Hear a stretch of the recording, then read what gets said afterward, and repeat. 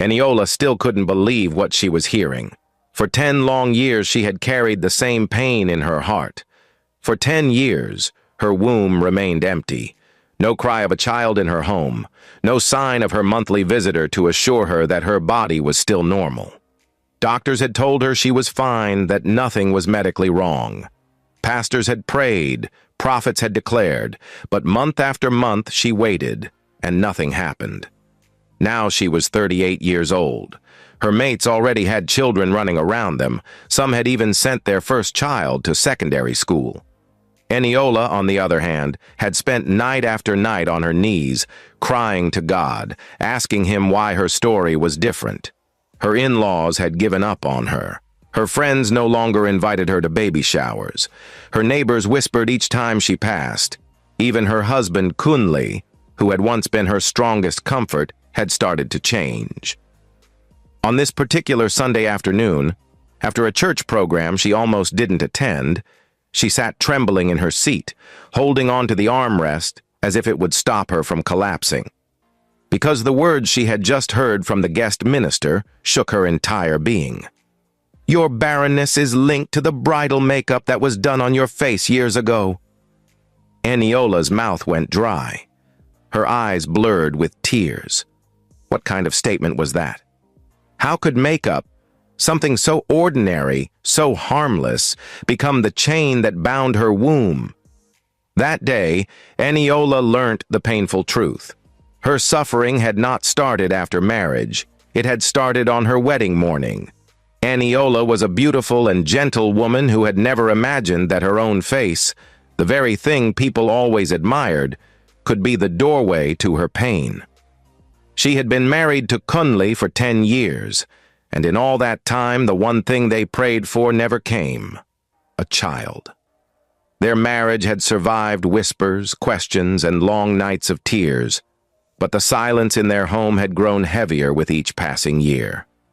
It had been straight 10 years of barrenness, with no cry of a baby to gladden her heart, no sound of tiny footsteps in the house, not even the monthly sign that assured her body was still normal. Month after month, her hope faded, and she wondered if her story would ever change, not until that very faithful day that she heard the biggest shock of her life. During the service, when she finally gathered courage to join the prayer line, the guest minister stretched his hand toward her. He laid his hand softly on her forehead, closed his eyes in prayer, and then suddenly paused. His voice grew heavy and slow. "Who beautified you on your wedding day?" The question made her heart jump. Eniola blinked, confused. What did that have to do with anything?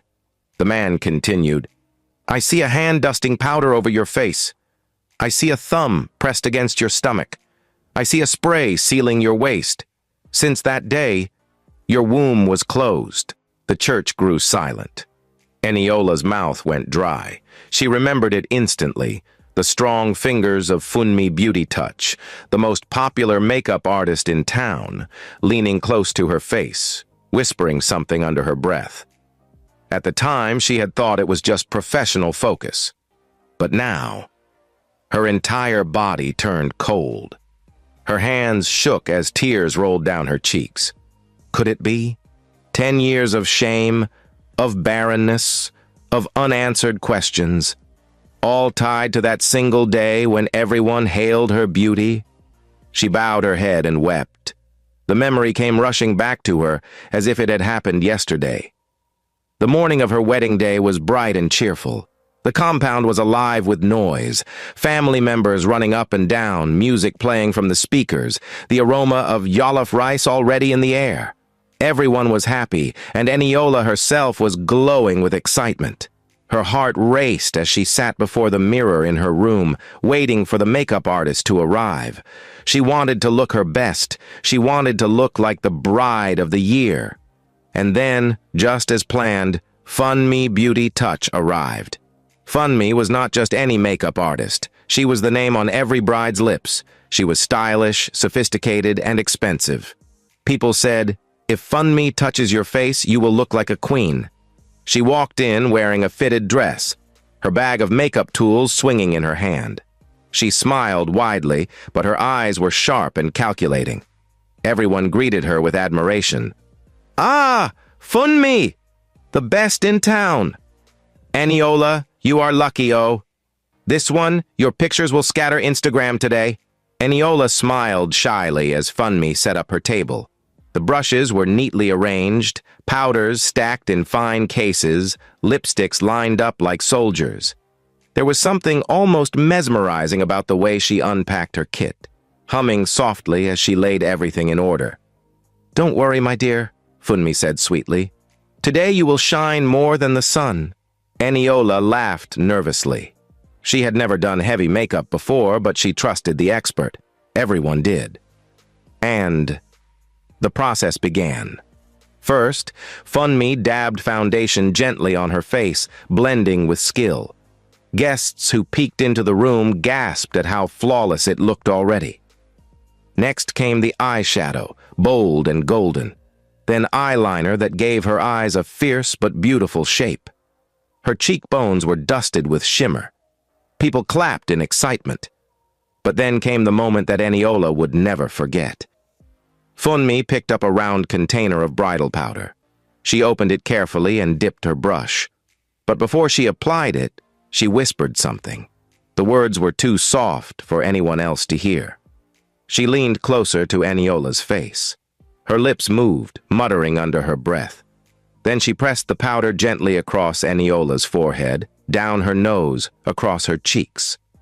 Eniola thought she heard her murmur, "Perfect. Sealed." But she dismissed it as part of her concentration. Then came the strange part. Funmi sprayed a fine mist of setting spray across Eniola's face. But instead of moving on, she placed her thumb firmly on Eniola's lower belly and pressed, as if blessing her. Her eyes locked onto Eniola's eyes in the mirror. The look was intense, almost frightening. "Stay still," Funmi said calmly. "This is just part of my ritual for beauty." Everyone in the room laughed lightly at the word ritual, taking it as a joke. But deep inside, something about that touch made Eniola uneasy. She tried to shake it off. After all, this was her wedding day. Minutes later, curled her lashes and painted her lips with a deep red that made her look radiant. When she finally stood up, fully dressed in her white gown, the crowd outside gasped. "Eniola! The most beautiful bride of the year. See her glow! Ah, Funmi, you have finished work." Phones flashed, cameras clicked. Everyone wanted to capture her beauty. Eniola smiled shyly, feeling like a princess. She did not know that at that very moment, something darker was taking place beneath her glow. Because while the guests were celebrating her beauty, Funmi was smiling to herself in satisfaction. To others, it looked like pride in her work. But in truth, Funmi knew what she had done. She had quietly sealed Eniola's womb that morning, exchanging her fruitfulness for her own hidden gain. As Eniola stepped out to meet her groom, as the crowd hailed and cheered, as the music filled the air and the wedding began, no one suspected that this perfect day carried the root of 10 years of sorrow to come. The bride was shining, yes, but inside her body a silent chain had been placed.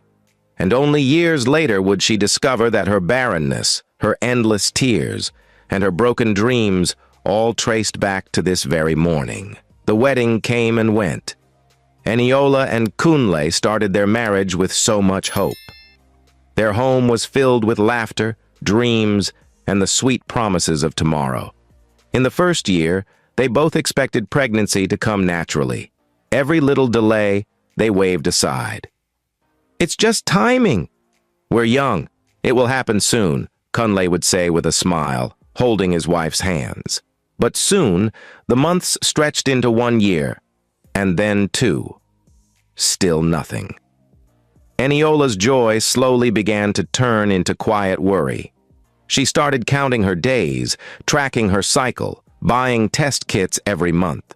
Each time, the result was the same. Negative. She would sit on the bathroom floor staring at the strip, her heart breaking into pieces. By the third year, something even stranger happened. Her monthly visitor stopped completely. At first, she thought it was pregnancy, but every test showed negative. When she went to the hospital, the doctors checked her thoroughly and gave her the same confusing response. "You are fine," they said.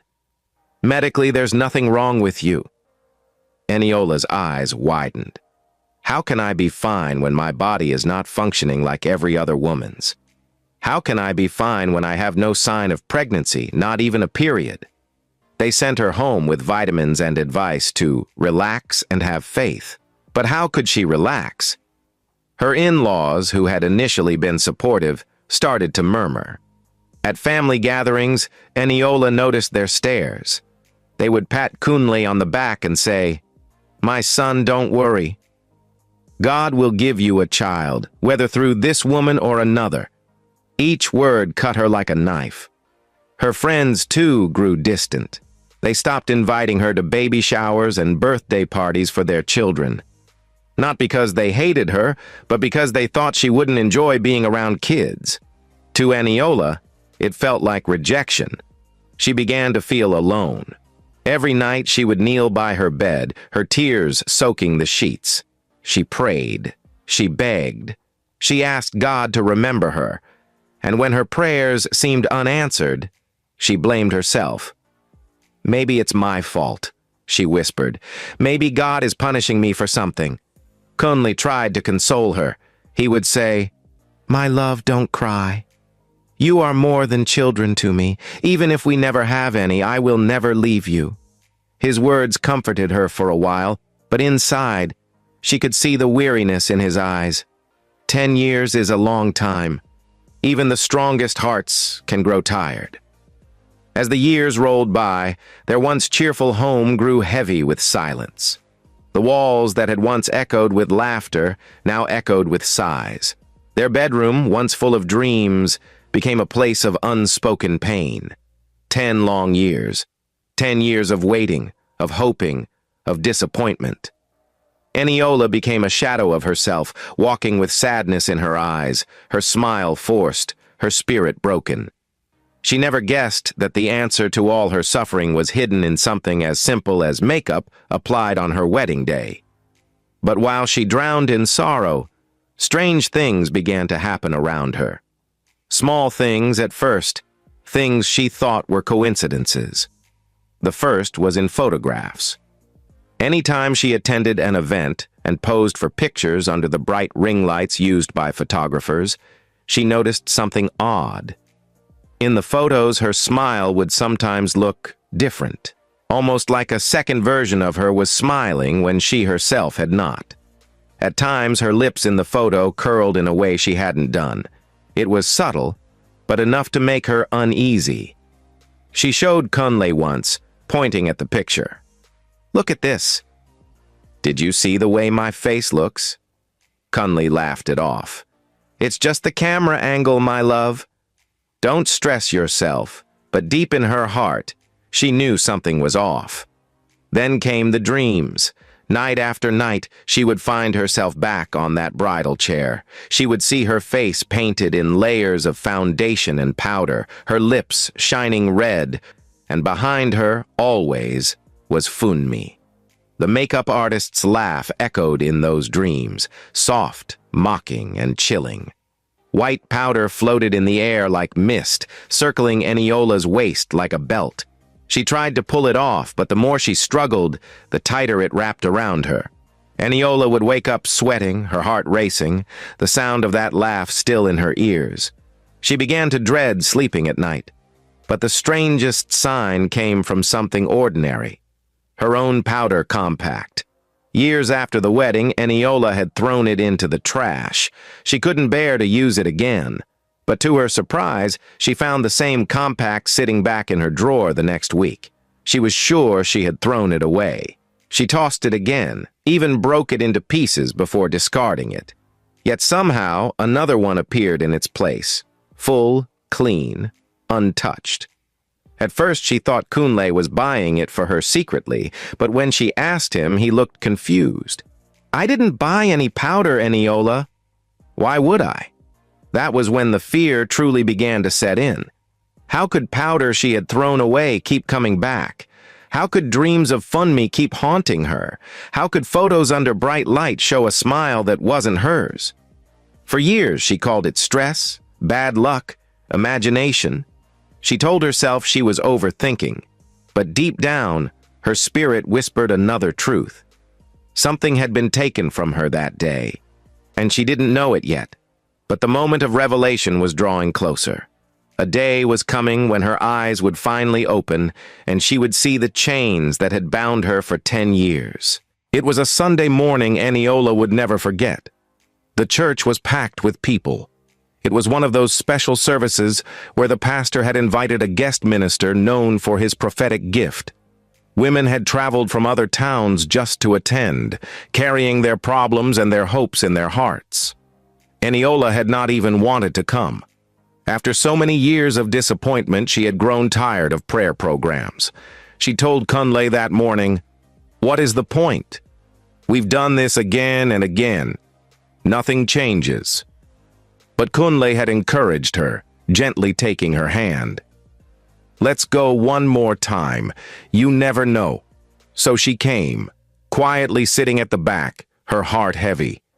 After the sermon, the guest minister announced he would pray for women believing for fruitfulness. Instantly, dozens of women rushed forward, their eyes full of tears, their bodies trembling with desire for a miracle. Eniola remained in her seat at first, staring blankly. But Kunle whispered, "Go, my love. Please, just go." Reluctantly, she stood and joined the line. One after the other, the minister laid his hands on women, declaring freedom over their wombs. He reached Eniola at last. His hand rested lightly on her forehead.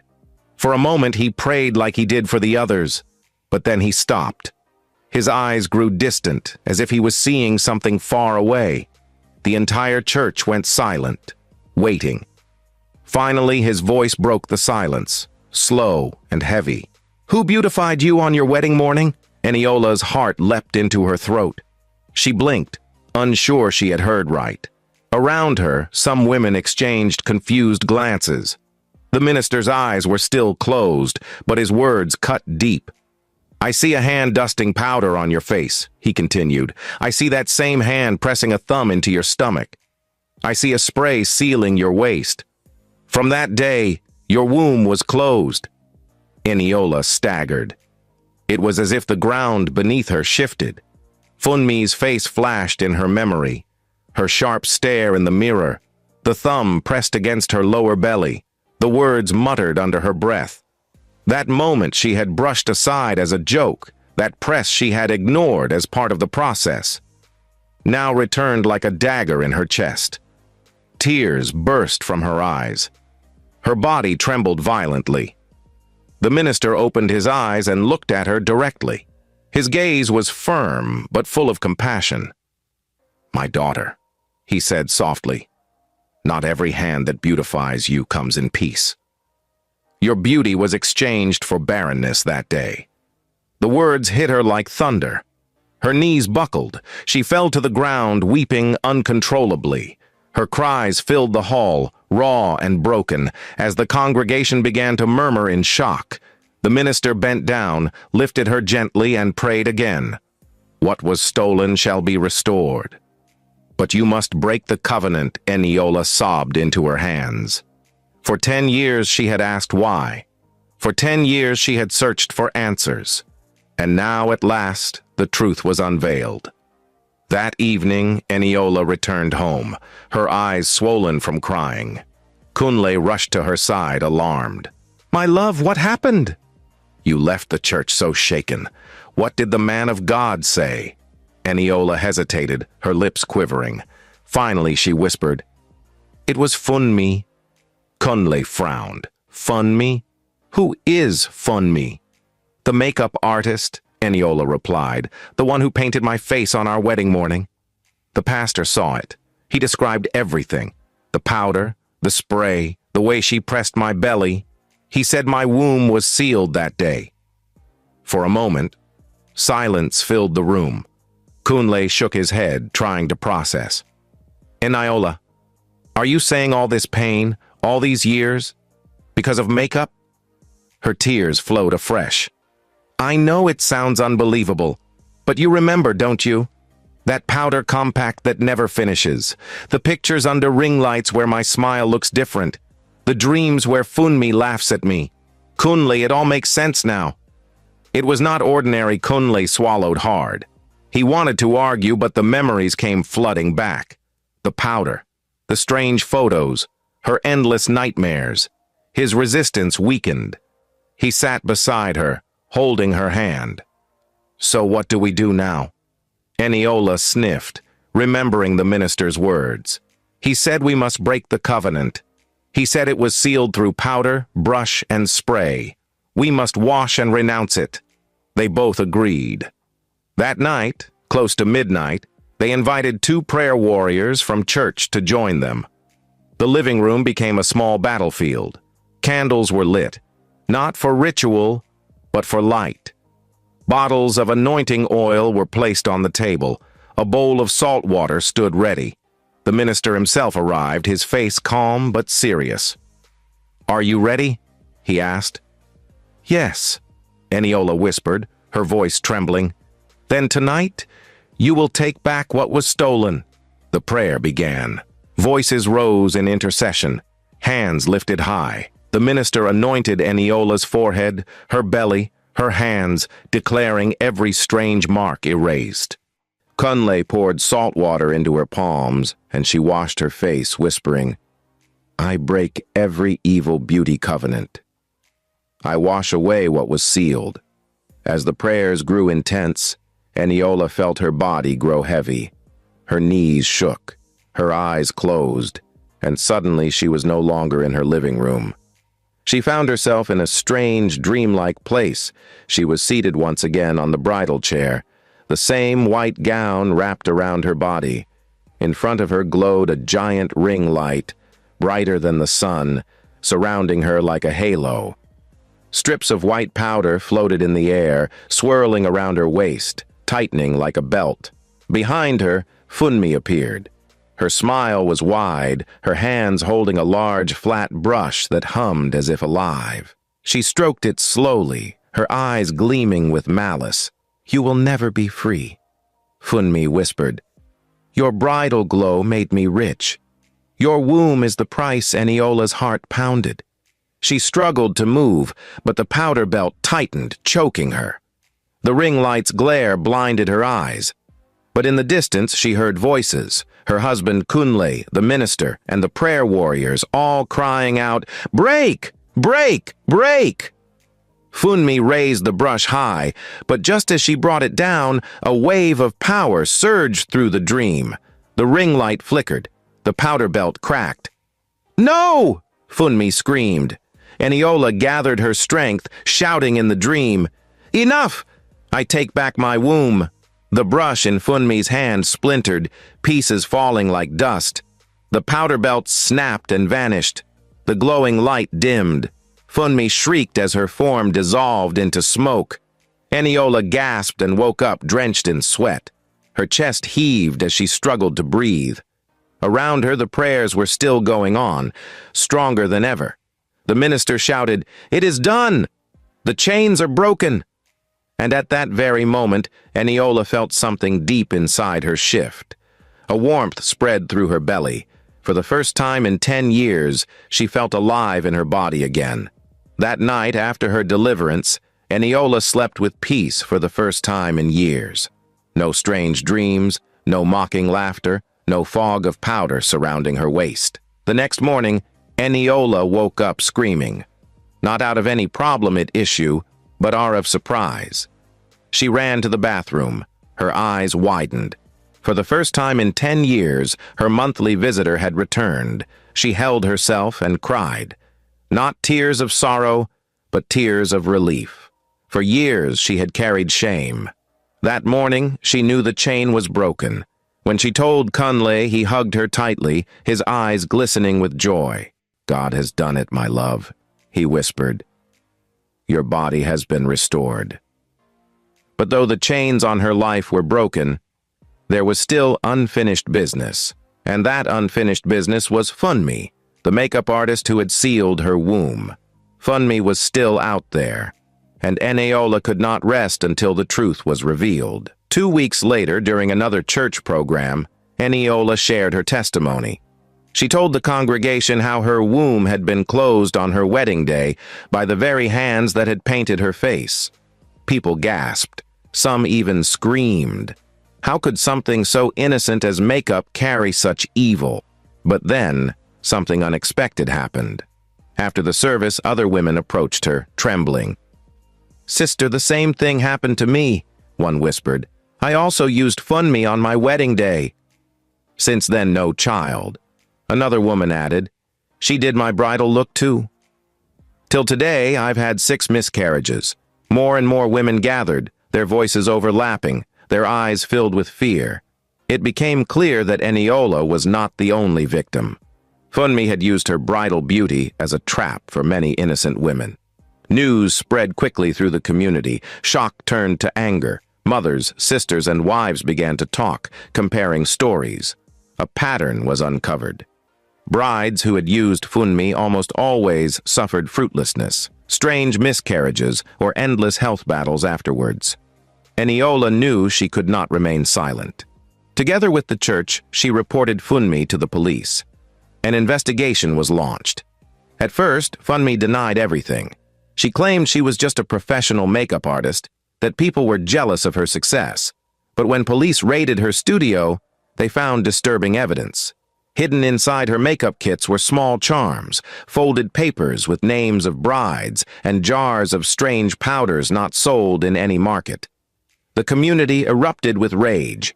When Funmi was brought out in handcuffs, women shouted and cried. Some rushed at her, throwing stones, while others screamed curses.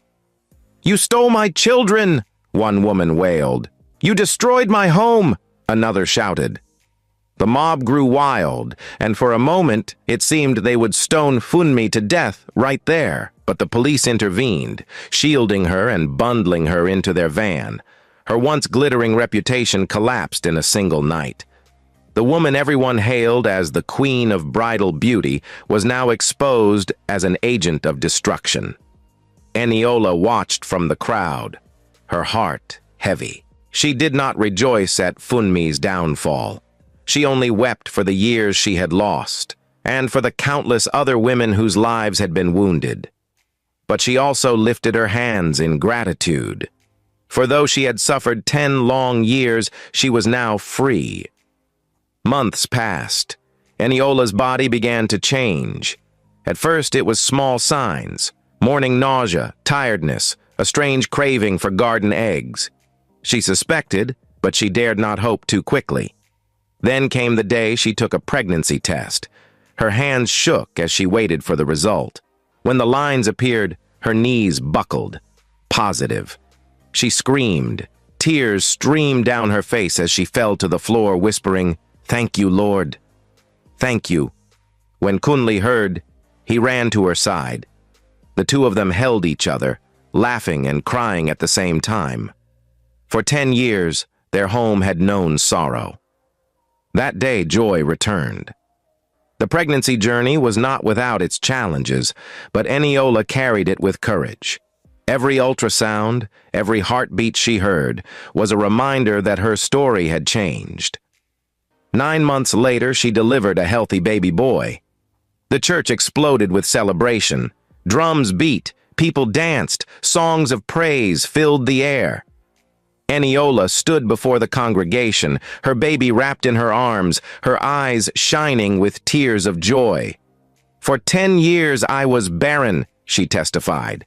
"For 10 years the enemy mocked me.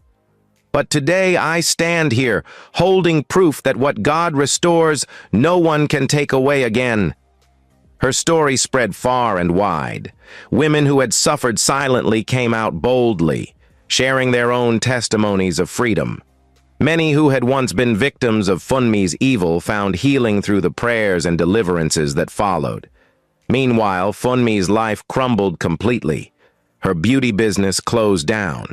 Brides refused to hire her. Her name, once spoken with admiration, became a warning. "Don't go near her," people said. "Her hands are cursed." She was tried in court for her crimes, and though the legal system could not punish her for spiritual wickedness, she was found guilty of fraud, manipulation, and the possession of fetish items. She was sentenced to years in prison. The woman who once smiled proudly while painting brides now wore a prison uniform, her head shaved, her face hardened. Her downfall was complete. But Eniola's restoration was even greater. Not only did she conceive her son, but a year later, she conceived again, this time a baby girl. Her home was filled with the laughter of children. Her in-laws who once mocked her now praised her. Her friends who had abandoned her now returned, humbled and full of wonder. Eniola herself changed. She no longer walked with her head down. She no longer cried in secret. She became a voice of hope for other women, reminding them that even after years of barrenness, restoration is possible. Lesson from this story.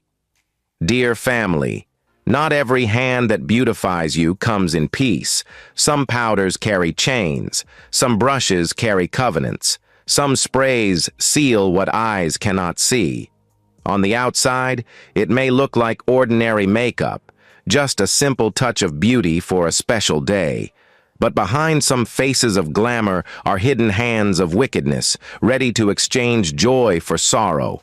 Be careful who touches your face, especially on your wedding day. Beauty fades, but curses linger. Pray before you sit.